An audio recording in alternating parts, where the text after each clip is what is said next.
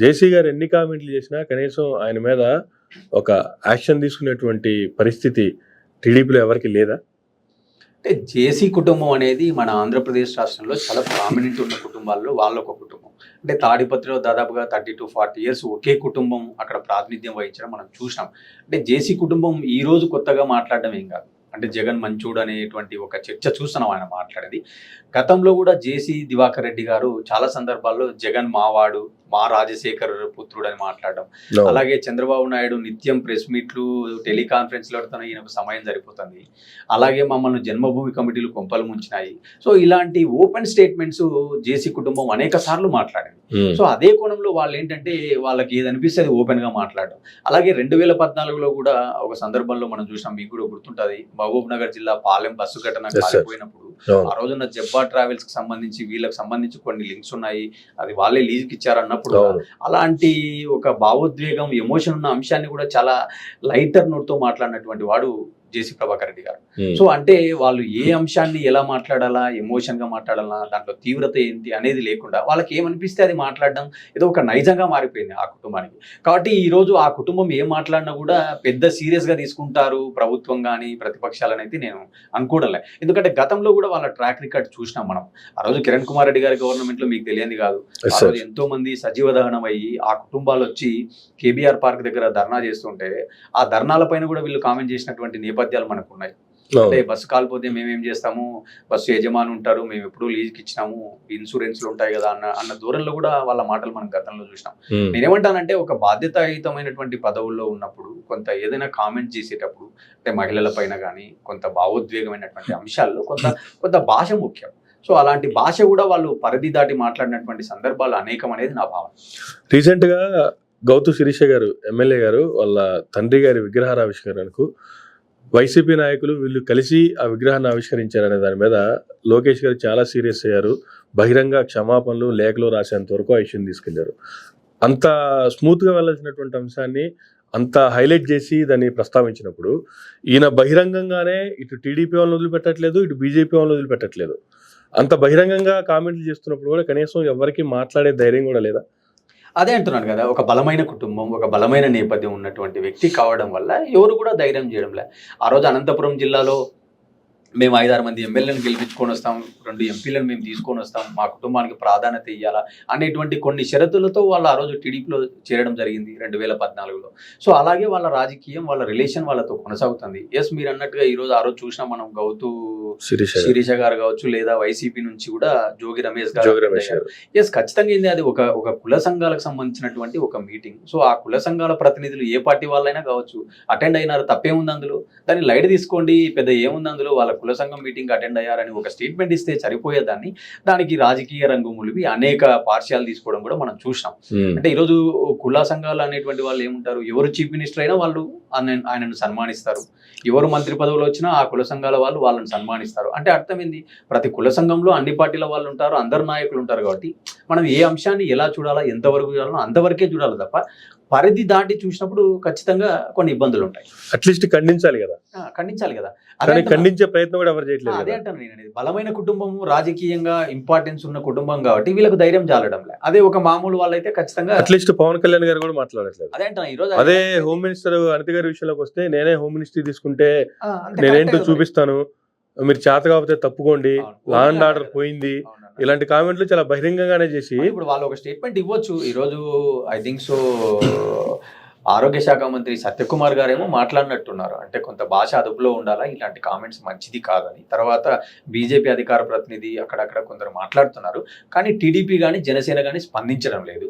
More over అక్కడ ఏంటంటే జనసేనకు సంబంధించిన ఇన్ఛార్జితో కూడా వాళ్ళకు కొంత డిఫరెన్సెస్ ఉంది. ఏదో ఈరోజు మార్నింగ్ అతన్ని అరెస్ట్ చేశారు, అతను కూడా ఏంటంటే పోలీసులు ఇంకా వైసీపీకి తాడిపత్రిలో అనుకూలంగా ఉన్నారు అనేటువంటి వ్యాఖ్యలు అక్కడక్కడ మనకు కనపడుతున్నాయి. అంటే అదే దీనిపైన ఏంటంటే స్పందించాల్సింది అధినాయకత్వం స్పందించాలి. మీరు అన్నట్టుగా పవన్ కళ్యాణ్ గారు కానీ చంద్రబాబు నాయుడు గారు కానీ పులి స్టాప్ పెట్టాలి. అంటే మనం అందరం కూటమిలో ఉన్నాము, మనకి ఏదైనా ఇబ్బందులు ఉంటే మనం ఇంటర్నల్గా మాట్లాడుకోవాలి తప్ప ఓపెన్గా వచ్చి ఇట్లా బహిరంగంగా మాట్లాడడం అనేది కొంత పార్టీ క్రమశిక్షణ అనండి, లేదా లైన్ దాటడం అనండి. సో ఇది మంచిది కాదని చెప్పి ఎవరు చెప్పాలా, వాళ్ళు చెప్పుకోవాలి. సో కాబట్టి ఈ విషయాన్ని వాళ్ళు ఖండించాలి మొదట, మరి let it be wait. Police డిపార్ట్మెంట్కి వచ్చేటప్పుడు కూడా హోమ్ మినిస్టర్ అనిత గారితో సహా ఇప్పటికీ ఇంకా వైసీపీ వాసనలు నడుస్తున్నాయి, ఇంకా వైసీపీ మనుషులు నడుస్తూ ఉన్నారు. 6 నెలల తర్వాత కూడా ఇవే కామెంట్లు చేస్తూనే ఉన్నారు. ఎట్లా చూడాలి సార్ అసలు ఈ కామెంట్లన్నీ? సరే, ఒక వ్యవస్థకు కూడా ఎవరు వస్తే వాళ్ళు వేరే పార్టీకి సంబంధించినటువంటి రంగు పొలవటాన్ని ఒక పోలీస్ డిపార్ట్మెంట్ అంటే ఈరోజు ఐఏఎస్ల విషయంలో, ఐపీఎస్ల విషయంలో, అధికారుల విషయంలో కూడా జరుగుతుంది. గవర్నమెంట్ ఒకసారి చేతులు మారిన తర్వాత, ట్రాన్స్ఫార్మ్ అయిన తర్వాత ఖచ్చితంగా ఏ ప్రభుత్వ చీఫ్ మినిస్టర్ వాళ్ళకి సంబంధించిన అధికారులను, వాళ్ళకి సంబంధించినటువంటి వాళ్ళని నియమించుకోవడం అనేది ఈ రోజు కొత్త ఏం కాదు. అది ఇదే రొటీన్ ప్రాసెస్, కంటిన్యూస్ ప్రాసెస్, చాలా ఏళ్ల నుంచి కూడా చూస్తున్నాం. సో అది జనరల్ గా జరిగే ప్రాసెస్. కానీ ఇప్పుడు చూసుకుంటే అది కొంచెం ఎక్స్ట్రీమ్ లెవెల్కి వెళ్ళినట్టు అనిపిస్తుంది కదా. అదేంటండి, నేనేమంటే అది సాధారణంగా జరిగే ప్రాసెస్. ఆ ప్రాసెస్ జరిగినా కూడా ఇంకా వీళ్ళు ఇలాంటి ఆరోపణలు చేస్తున్నారంటే అర్థం ఏంటి అక్కడ? అంటే ఖచ్చితంగా అందులో వీళ్ళ లోపం కూడా ఉంది. అంటే మీరు ఐడెంటిఫై చేయడంలో తప్పు జరిగిందా? అంటే మా వాళ్ళు ఎవరు, మాకు అనుకూలంగా పనిచేసే వాళ్ళు అని మీ ఎంపికలో లోపం ఉందా, లేకుంటే మీ ఆలోచన ధోరణిలో లోపం ఉందా అనేది వాళ్ళు విశ్లేషించుకోవాలి కదా. ఇప్పుడు కొంతమంది మీద వీళ్ళు వైపీఎస్లు అనే ముద్రేస్తున్నారంటే మిగతా వాళ్ళంతా టీడీఎస్లు అనే అంటే ముద్ర వీళ్ళు చెప్పగానే చెప్తున్నట్టు అదని. అంటే ఖచ్చితంగా ఈరోజు బ్యూరోక్రసీ కానీ ఐఏఎస్ ఐపీఎస్లు కూడా చాలా ఇబ్బందులు పడుతున్నటువంటి మాటలు మనం చూస్తున్నాం. అంటే ఈరోజు సహజంగా ఏమనుకుంటాం, ప్రభుత్వంలో నిర్ణయంలో అందరూ భాగస్వాములే. అంటే ఒక ముఖ్యమంత్రి, ఒక క్యాబినెట్, ఐఏఎస్, ఐపీఎస్ అందరూ నిర్ణయంలో భాగస్వాములే. కానీ ఐఏఎస్ల కాడికి వచ్చేసరికి ఏం చేస్తున్నారు, వాళ్ళు నిర్ణయం తీసుకున్నారు, సో వాళ్ళు ఇచ్చిన డైరెక్షన్స్లోనే మేము అప్రూవ్ చేసామని నాయకులు చెప్పడం, వీళ్ళేమో మేము డైరెక్షన్స్ ఇస్తేనే వాళ్ళ యాంగిల్లో మేము పనిచేసామని చెప్పడం, కొంత అత్యుత్సాహంతో లాను కూడా ఓవర్ రైడ్ చేసి నాయకుల మెప్పు పొందాలని పనిచేయడం. సో ఇలాంటివన్నీ కూడా గత 10-15 ఏళ్ళ నుంచి కూడా మనం చూస్తున్నాం. అంటే దీన్ని బట్టి తెలుసుకోవాల్సింది ఏంటి, నాయకులైనా కానీ అధికారులైనా కూడా ఒక విషయం స్పష్టంగా తెలుసుకోవాలి. అంటే ఖచ్చితంగా మనకంటూ ఒక రూల్ బుక్ ఉంటుంది, క్యాబినెట్ రూల్స్ ఉంటాయి, అడ్మినిస్ట్రేటివ్ ప్రోటోకాల్స్ ఉంటాయి, రూల్స్ ఉంటాయి.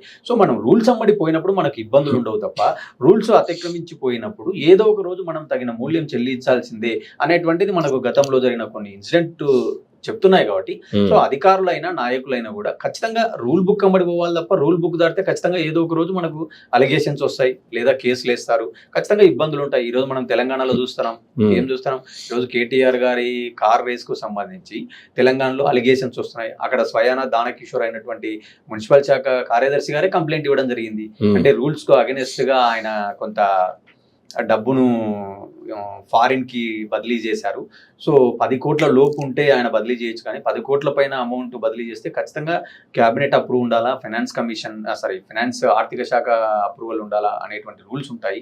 సో అవన్నీ కూడా కొంత పాటించలేదనే ఆరోపణలు మనం చూస్తున్నాం. అంటే దీన్ని బట్టి తెలుసుకోవాల్సింది ఏంది, అటు నాయకులైనా ఇటు అధికారులైనా సో రూల్ బుక్ అమ్మడి అమలు అయితే ఇబ్బంది ఉన్నది తప్ప, రూల్ బుక్ క్రాస్ చేసి కొంత అత్యుత్సాహం ప్రదర్శిస్తే ఖచ్చితంగా ఇబ్బందులు ఉంటాయి అనేది వాస్తవం.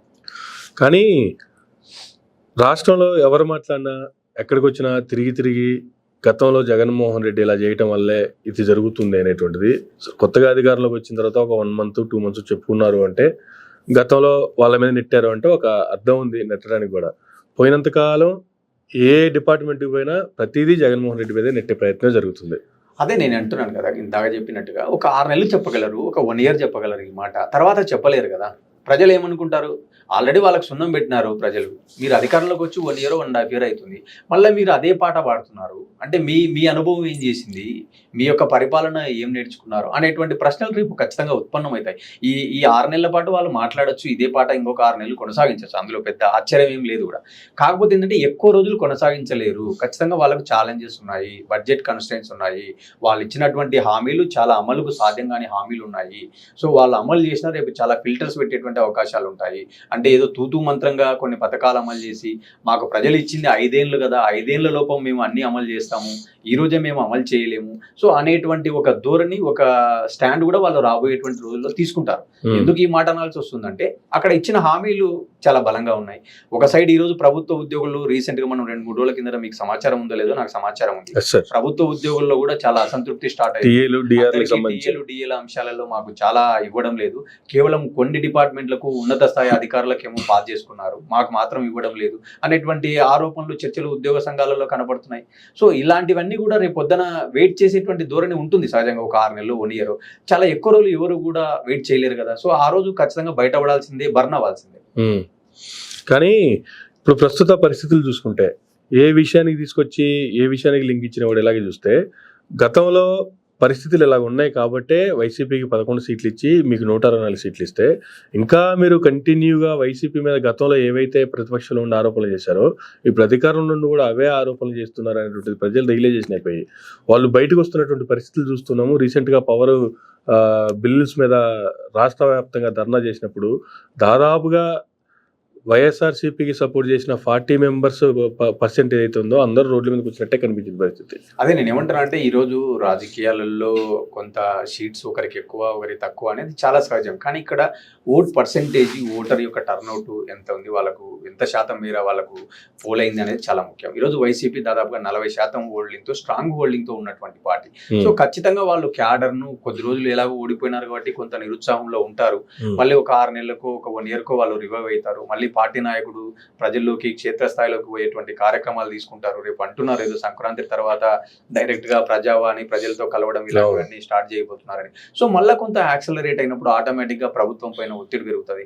ఆ రోజు ప్రభుత్వం దాటవేయలేదు కదా, అంటే నువ్వు చేసిపోయినటువంటి అని. ఆ రోజు అప్పుల విషయంలో కూడా మీరు ఇందాక అన్న పాయింట్ చాలా నిజం. అంటే అప్పుల విషయంలో కూడా ఆ రోజు 14 లక్షలు 15 లక్షలు అప్పులు అన్నారు. కానీ ఈ రోజు అవి కేవలం 10 లక్షలుగా ఎంతో కొంత నెంబర్స్ కూడా తగ్గి చూపించినట్టుగా మనకు కనబడుతుంది. కాబట్టి అంటే అబద్ధాలు అనేవి ఎక్కువ రోజులు చెప్పలేరు.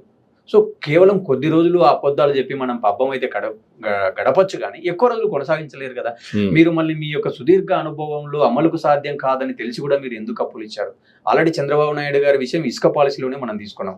అంటే నేను ఉచితంగా ఇస్తానంటే మీ ఇంటి దగ్గరకు వచ్చి ఉచితంగా ఇస్తానని కాదు అర్థము, కొంత తక్కువకి ఇస్తానని చెప్పడం. అంటే అక్కడనే ఆయన కొంత డీవియేషన్ తీసుకోవడం కనపడదు. కాబట్టి నేను ఏమంటా అంటే పథకాల అమల్లో కూడా చాలా ఫిల్టర్స్ ఉంటాయి, చాలా రూల్స్ అండ్ రెగ్యులేషన్స్ చాలా స్ట్రింజెంట్ గా స్ట్రిక్ట్ గా ఉంటాయి అనేది నాకున్నటువంటి అవగాహన. సో ఖచ్చితంగా వీళ్ళకు ఉన్నటువంటి 40% ఏదైతే వీళ్ళ స్ట్రాంగ్ హోల్డింగ్ ఉందో ఆ హోల్డింగ్ తో వీళ్ళు మళ్ళీ కొంత ప్రజల్లోకి వచ్చి ఉద్యమాలు చేసుకోవడం ద్వారా మళ్ళీ వాళ్ళు కొంత రివైవ్ అయ్యేటువంటి ఛాన్స్ ఉంటుంది తప్ప ఏదో ఈ రోజు మాకు 164 స్థానాలు ఇచ్చినారు మేము చెప్పిందే నిజము అంటే గతంలో ఏదైతే వైసీపీ 154 స్థానాలు మాకు ఇచ్చినారు మేము ఏం చేసినా ప్రజలు మా వైపే ఉంటారు అనే ఒక ధోరణితో వాళ్ళు ఎలా అయితే ముందుకెళ్లారో వీళ్ళు కూడా అదే ధోరణి కొనసాగిస్తే ఖచ్చితంగా వీళ్ళకు కూడా రాబోయేటువంటి రోజులలో ప్రజలు మళ్ళీ సున్నం పెట్టేటువంటి అవకాశాలు ఖచ్చితంగా ఉంటాయి.